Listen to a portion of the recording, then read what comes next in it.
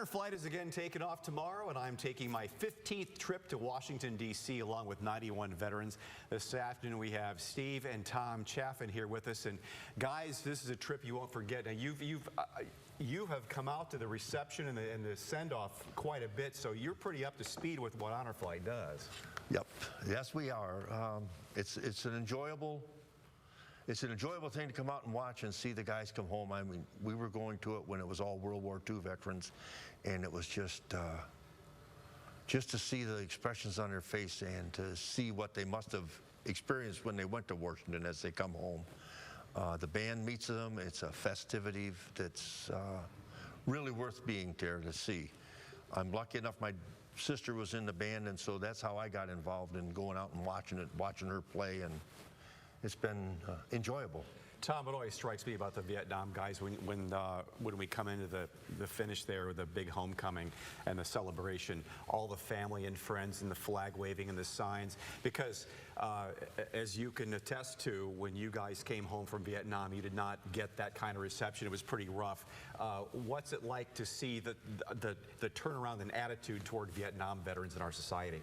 I'm almost jealous of some of the older vets, or the younger vets, because they've been accepted right away. Yeah. We waited 50 years to be accepted. Isn't that something? Yeah. But I'm not holding a grudge or nothing. Nope. I love this country, and I do it again. Yeah, that was then, and this is now, and appreciate it. But the guys come back from the Gulf War, and you did go to Qatar and serve. Yes. You were still in the reserve, and the reception, the perception of the military service now is just night and day. Yes, and I don't know that people realize that nowadays it's maybe 1 or 2% of the population that's a veteran, whereas, and I don't have the numbers, but it was only like 15 or 20% when he was in Vietnam, because, well, it's the percentage of age-wise it's available, but it's so much less and so much more is dependent on them people that are out there now compared to, you know, it was spread over 15% of the population in 1970. Now it's spread over 1 or 2% of the population. Now, as brothers, you're 2 years apart? 2 years apart. You both served in Vietnam, but kind of a different time. Your tour was ending as yours was starting.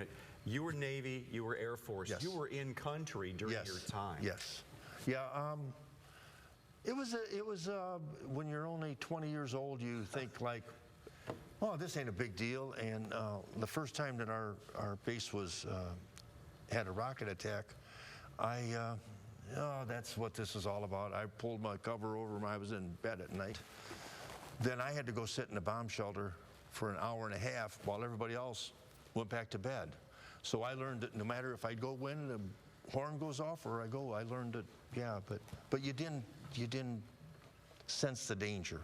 I don't think when you're 20 years old, you're bulletproof. Sure. And Tom, you were on a ship. Where were you? Tell me about it.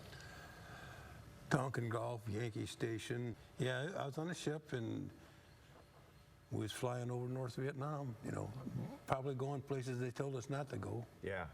Yeah. Well, tell us about tomorrow. You're going with family. Your guardians? Yes.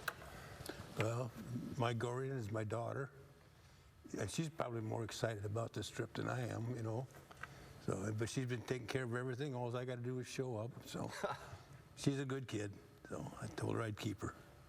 And how about you? And my guardian is my daughter also, and I have a son-in-law that's acting as a guardian for his one friend that's on the trip. Yeah.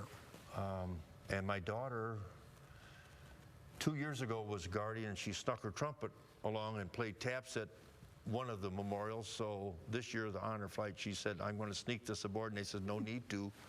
We'd welcome you to play it, so I feel fortunate that I'll have that. So you guys have been exposed to the Honor Flight enough. Yes. You know what's in store for this. Yes. You're looking forward to it? I am looking forward to it, plus the fact that then I also we have a sister that toots her horn at the return band. Now, you guys come from a family of military service, don't you? Yes. I think when Ross got out, that was the last Chalfin was in the service.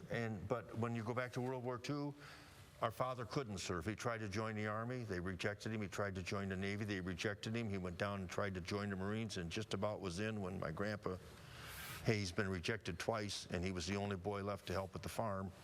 He had serious lung problem. Yeah. So he was rejected, and I think he held that against us. He was very glad to see his boys serve. Well, guys, we'll have a long day tomorrow, Yep. but I'll make sure I talk with you, and we'll interview you from somewhere in Washington, D.C. tomorrow, and have that on tomorrow's 4 o'clock news, okay? So here's the information for Flag City Honor Flight. That's the website, flagcityhonorflight.org. info@flagcityhonorflight.org. And by the way, they're always looking for guardians if you'd like to volunteer to go along with great people like this coming up. We are going 4 trips to Washington, D.C. this year.